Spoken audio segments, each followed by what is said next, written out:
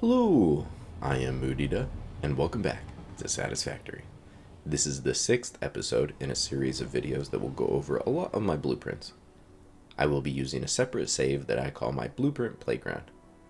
This has every advanced game setting turned on, making this effectively creative mode. I want to show off how these are made in case you want to make your own or edit these ones to fit your needs. In the last episode, I covered the blueprints I use to make my towers. Today, I'm going to go over how I build my rail network. These blueprints are free to use, and the link to the Google Drive is in the description. Trains are an amazing way to move resources and parts around the map. I do love vehicles, but they really just don't compare to how much and how far trains can transport. I am by no means an expert at the trains in this game. However, I have spent a lot of time using them and have learned quite a bit. Let me show you how I've made these simple blueprints. And here we are back out in the Dune Desert. I was trying to figure out where to start, because there's quite a few blueprints for this. And then I thought we should probably just start with the train station and then just build off from there. A really simple foundation. We're just using some half 4 meter foundations. I've got some 2 meter foundations up here, and then I just use some frame walls to kind of add a window. I like them better than the actual windows because they stay clear at a distance. So the way I built it is real simple. Just take the half foundation and went up a total of 6 foundations. And the reason for that is if you grab a train station, I can't place it in here because it's too big.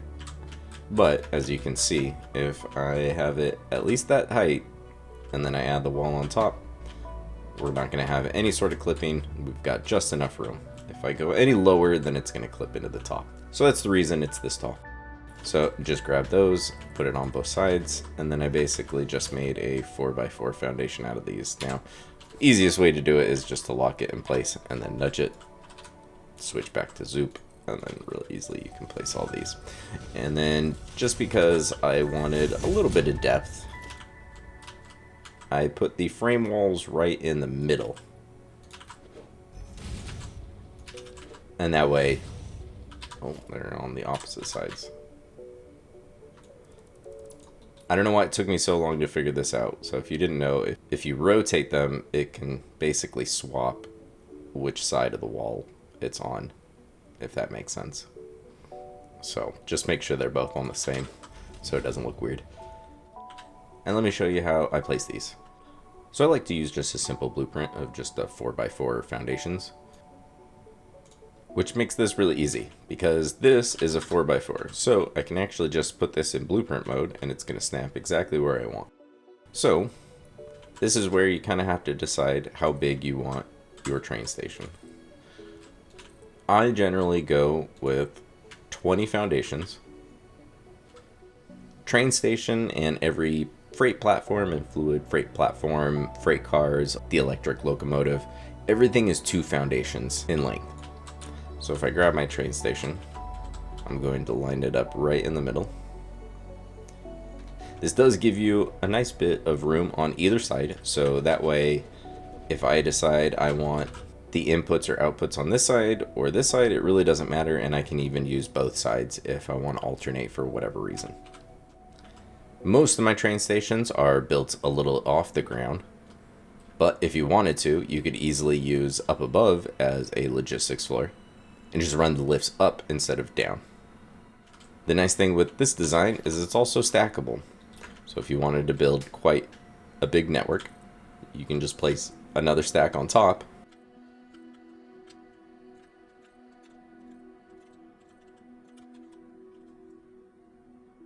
And you can easily have a double-decker train system, and you'll still have plenty of room to deal with all of the lifts on either of the sides.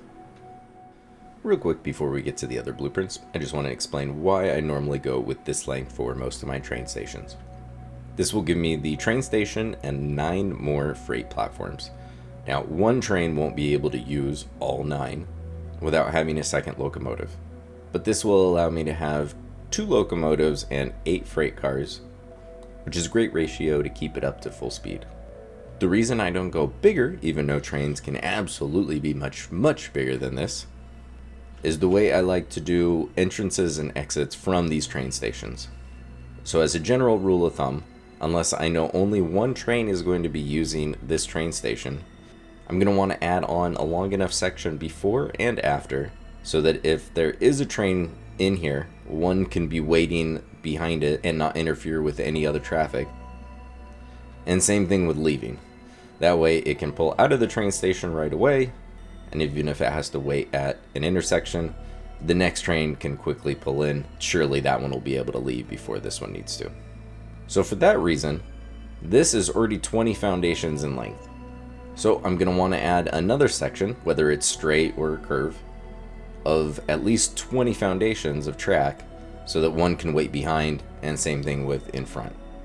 So as you can imagine, you could absolutely make a train 20 cars long, but you're going to need to keep that in mind for intersections and entrances and exits out of train stations, just so you're not going to interfere with any of your other traffic. So to avoid that, I keep them about this length, and it feels pretty manageable to me. Now that we got the train station out of the way, let's get into the tracks. To get in or out of the train station, I'm going to use a real simple blueprint. So the way I design mine, I use a 2-meter foundation for everything trains, and I pretty much always use grip metal.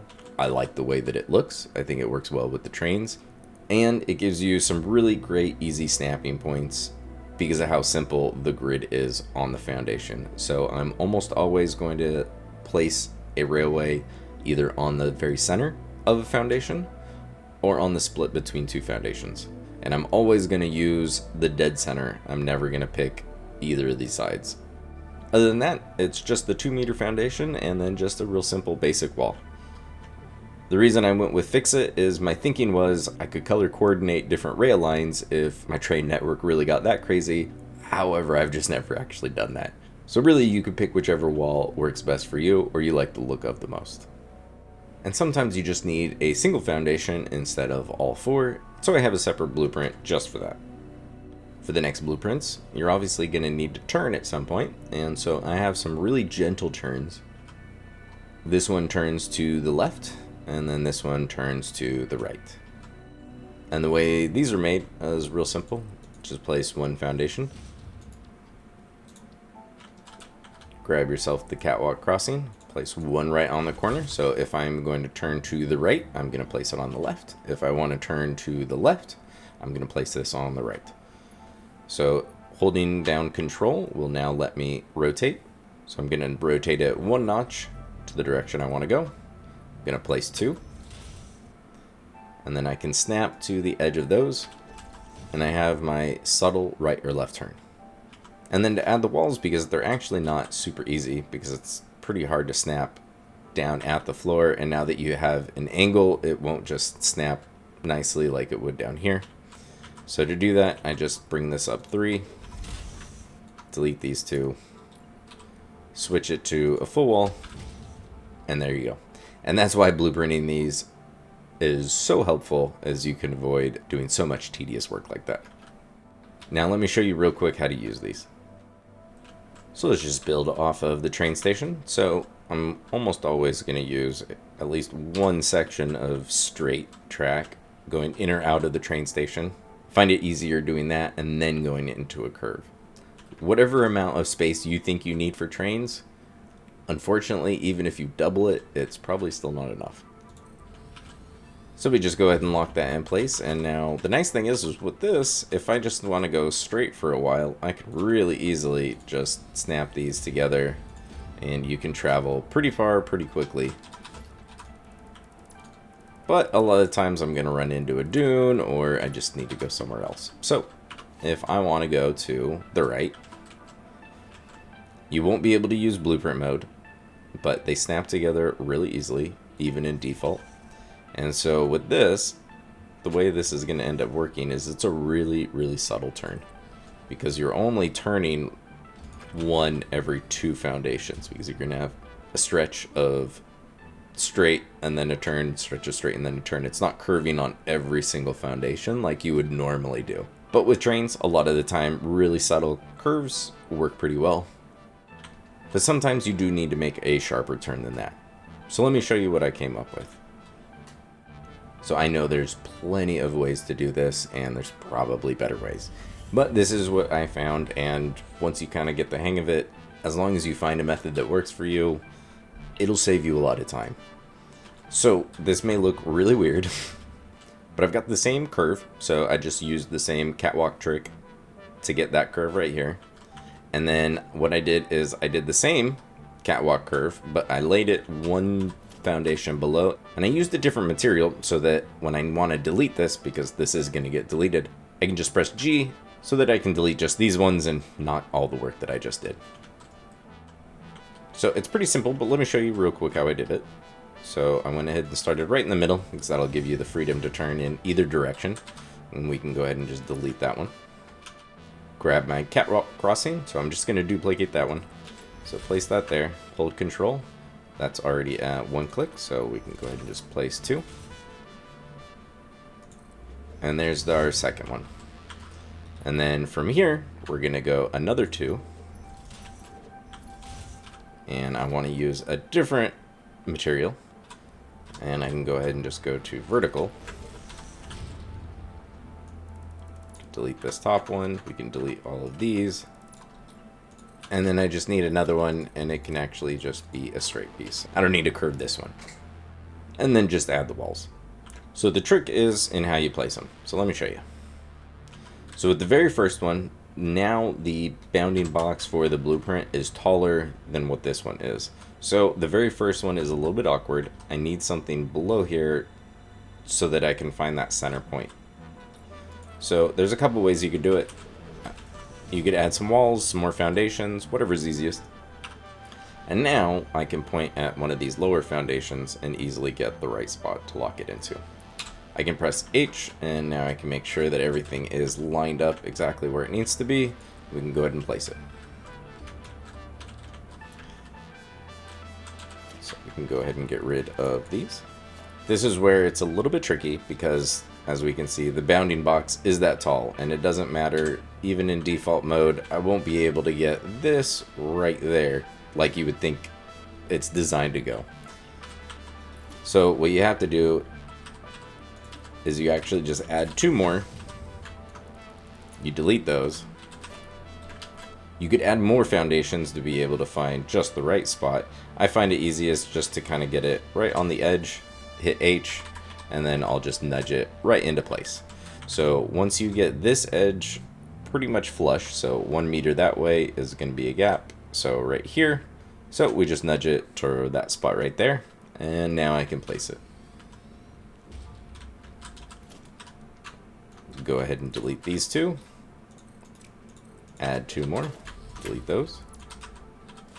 With blueprint mode, I can just use the middle mouse button and duplicate it. Lock it in place. And there we go. Let's just add one more. Delete those.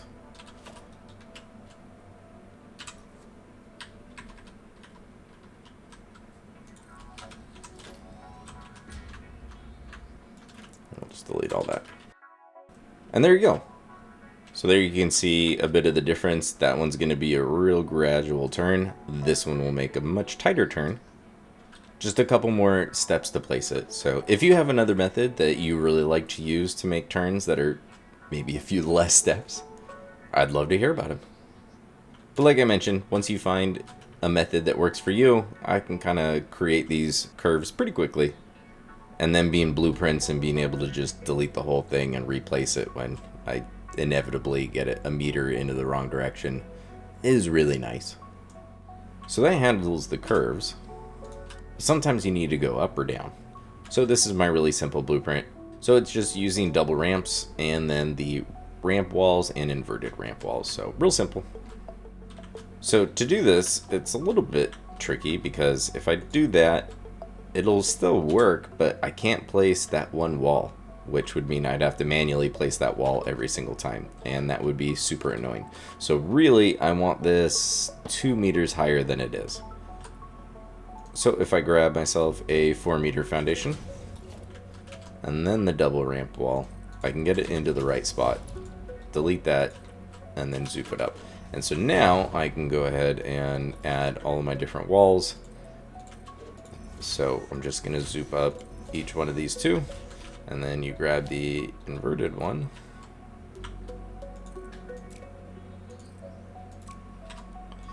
And it doesn't want to zoop. So this one you're just going to have to fill in each one.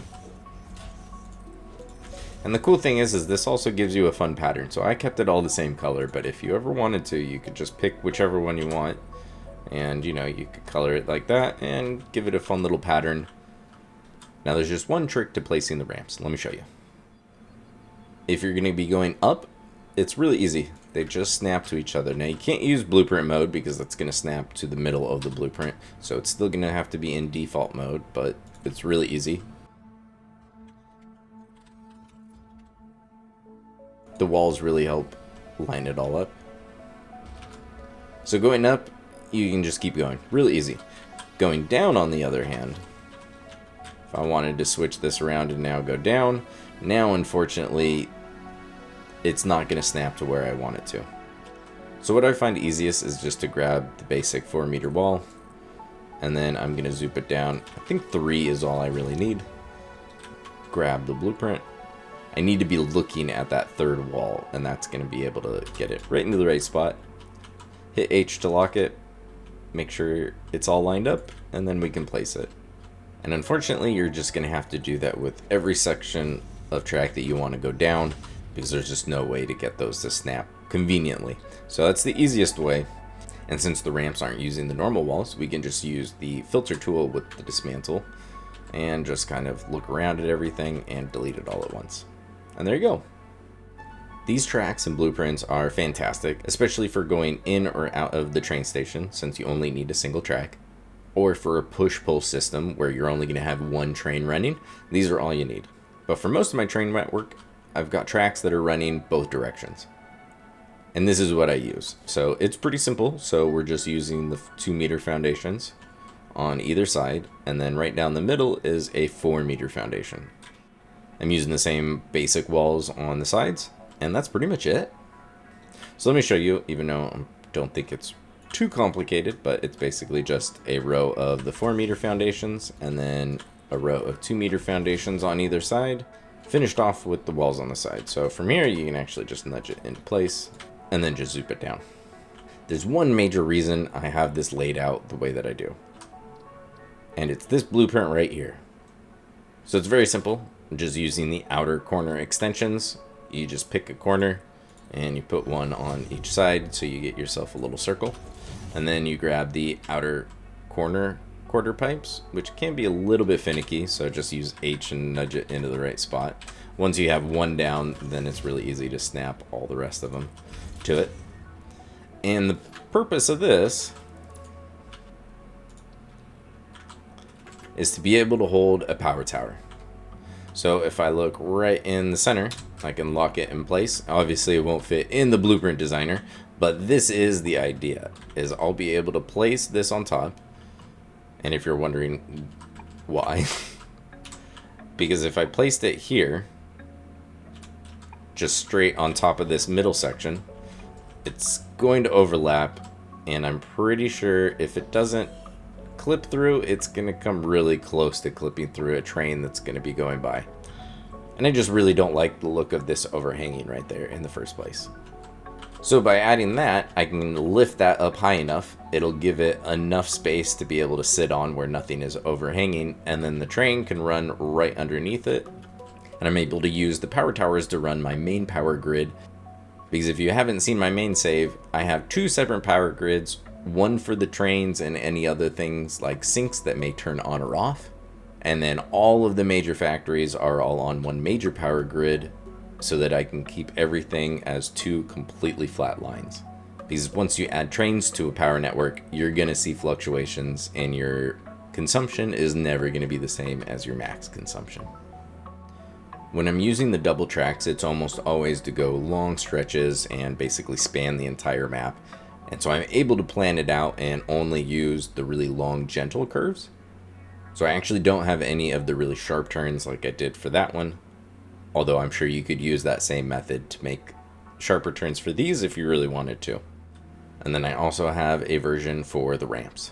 Now for this, you have to use the same sort of trick where I need a foundation placed to get everything in the right spot.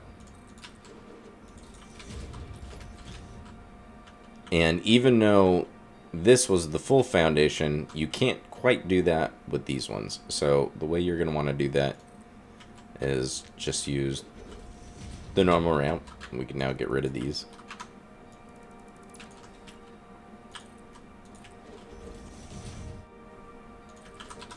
And let me show you. So if I made this the 8 meter, which is the equivalent of using the 4 meter versus the 2 meter on the straight part, it's a different grade for the ramp. So to get that same look, I'm just going to place the normal double ramp like the other sides, and then I'm just going to add a second one right on top.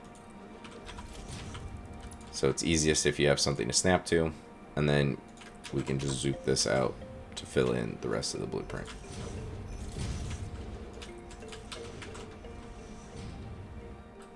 Okay, so let's just build some sample ones just randomly off the side of this thing. So I'm going to make sure that the 2 meter foundation part is level with this if I was going to use this part for the actual train. And then with this one, I can put it in blueprint mode, and because most of the time when I'm getting to use the double train tracks, I'm usually getting to go a pretty long distance because it's going from biome to biome. And so this is pretty common, getting to place just a whole bunch in a straight line. And then if I wanted to turn to the left, the first one will work in blueprint mode, but after that, you're not going to be able to. So you got to take it out of blueprint mode, and then they're going to really easily snap to each other. So these are going to make really long, gentle curves.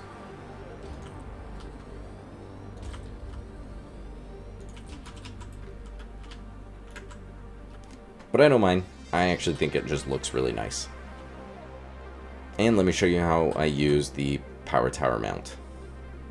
So the nice thing is I can put it in blueprint mode and it'll snap to the middle of the blueprint. This may seem silly, but I think it's one of those things I knew I was going to place 100 of, so it just makes things a little bit easier.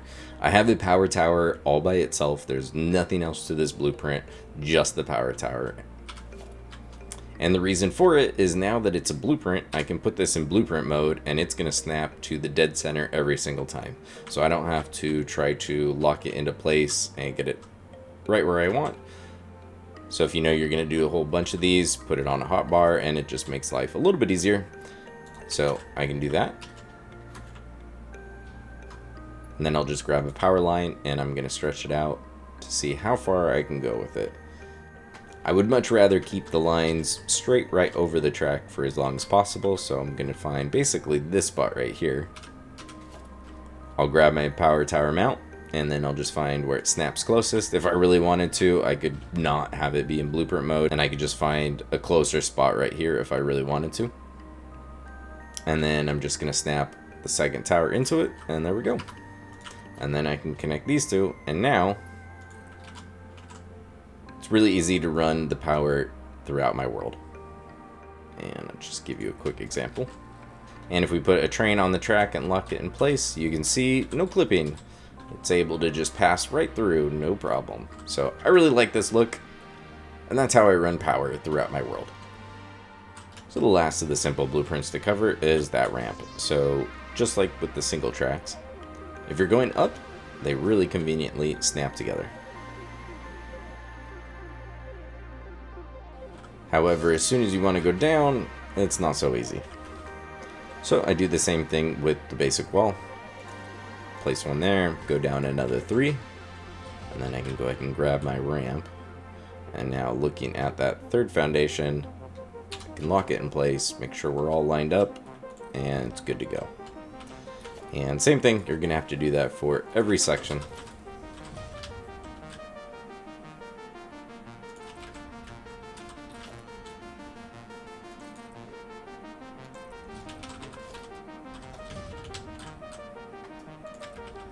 But it goes by pretty quick. And then just hit G for the filter tool, and we can get rid of all of these basic walls that we don't need. And there you go. And I've only gone through the really basic blueprints. So part of the reason is I'm sure I'm just a little bit long-winded. and I could have been a little bit more concise and to the point. So I apologize for that, but I want to keep these episodes a little bit shorter, so I think I'm going to end just going over the basic blueprints. Trains are pretty in-depth, so I think I'm going to spread this out over a couple different videos. So in the next video, we'll cover some more trains. I'm going to go over the supports that I use, so these aren't just completely floating train lines in the middle of the sky. And I'll go over the junctions, including both the small and the big roundabout I have blueprinted. So look forward to that, and thanks for watching.